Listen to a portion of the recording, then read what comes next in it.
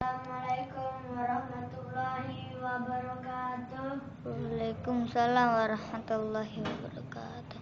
Alhamdulillah, wassalatu wassalamu ala rasulillah, anbiya wal mursalin khairul minha, amma ba'du. Melanjutkan sejarah ringkas Nabi Muhammad SAW. Kita masih melanjutkan yang ke hijrah ke Yastrib. Sejak zaman dahulu kota Yastrib 14 hari perjalanan ke sebelah utara Mekah, merupakan stasiun yang penting yang terletak di lalu lintas perdagangan dari Mekah ke Syirah. Orang Yahudi dan orang Arab yang beragama Yahudi sejak sebelum Masehi sudah berkuasa di negeri ini.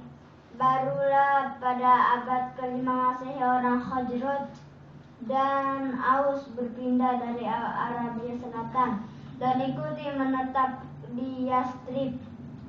Karena hidup mereka berdekatan dengan orang Yahudi, maka mereka sedikit banyaknya sudah mengerti tentang kebutuhan kenabian wahyu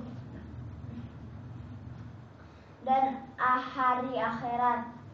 Maka tidaklah mengherankan apabila orang Yastrib mudah menerima agama Islam. Tatkala Nabi Muhammad SAW melihat tanda-tanda baik pada perkembangan Islam di Yastrib, disuruhnya pada sahabat-sahabat berpindah ke sana. Berkata Rasulullah SAW kepada sahabat-sahabatnya, sesungguhnya Allah Azza wa Jalla telah menjadikan orang-orang Yastrib sebagai saudara-saudara bagimu, dan negeri itu sebagai tempat yang aman bagimu. Orang-orang Quraisy sangat terperanjat setelah mengetahui perkembangan Islam di Yastrib itu. Mereka merasa khawatir jika Nabi Muhammad SAW berkuasa di kota Yastrib itu, karena tentulah Muhammad SAW dan pengikutnya akan menyerang kafilah-kafilah dagang mereka yang pulang pergi ke Syam. Hal demikian berarti kerugian bagi perniagaan mereka. Oleh karena itu, sebelum terlambat mereka harus bertindak cepat dan tegas terhadap Nabi Muhammad SAW.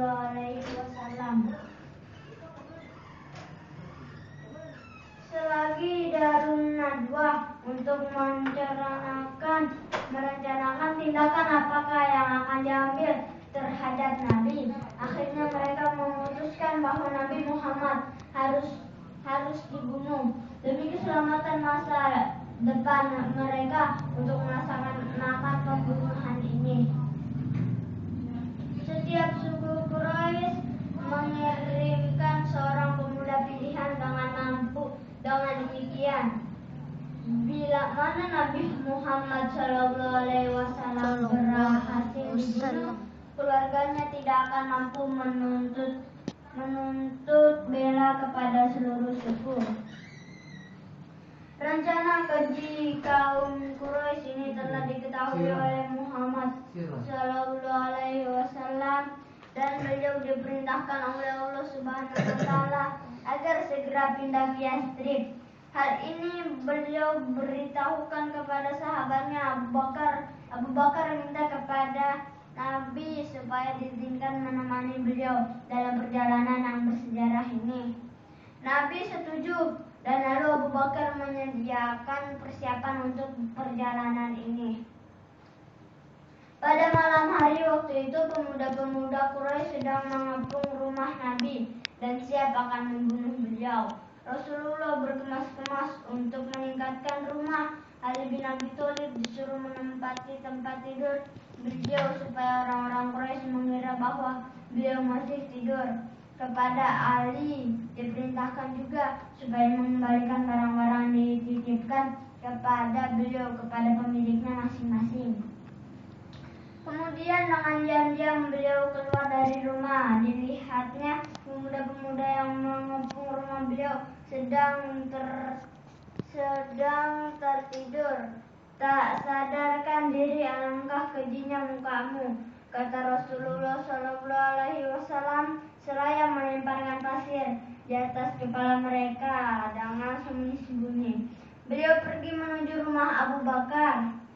Kemudian mereka berdua keluar dari pintu di belakang rumah dengan menaiki unta yang sudah disiapkan oleh Abu Bakar menuju sebuah gua di Bukit Sur sebelah selatan kota Mekah. Lalu mereka bersembunyi dalam gua itu. Setelah pemuda-pemuda itu mengetahui bahwa Nabi tidak ada di rumah dan terlepas dari kepungan mereka, maka mereka menjelajahi seluruh kota untuk mencari Nabi. Tetapi tidak juga bertemu. Akhirnya mereka sampai juga di Gua Sur itu, tempat Nabi dan Abu Bakar bersembunyi. Tetapi dengan perlindungan Allah, di muka gua itu terdapat sarang laba-laba berlapis-lapis, seolah-olah terjadinya telah lama sebelum Nabi dan Abu Bakar masuk ke dalamnya. Melihat keadaan telah lama sebelum Nabi dan Abu Bakar masuk ke dalamnya. Melihat keadaan yang demikian, pemuda Quraisy itu sedikit pun tidak menaruh curiga. Setelah 3 hari lamanya mereka bersembunyi dalam gua itu, dan keadaan sudah dirasakan aman, maka Nabi dan Abu Bakar dengan petunjuk jalan Abdullah bin Uskay barulah meneruskan perjalanan menyusur pantai Laut Merah, dan Ali bin Abi Thalib menyusul kemudian.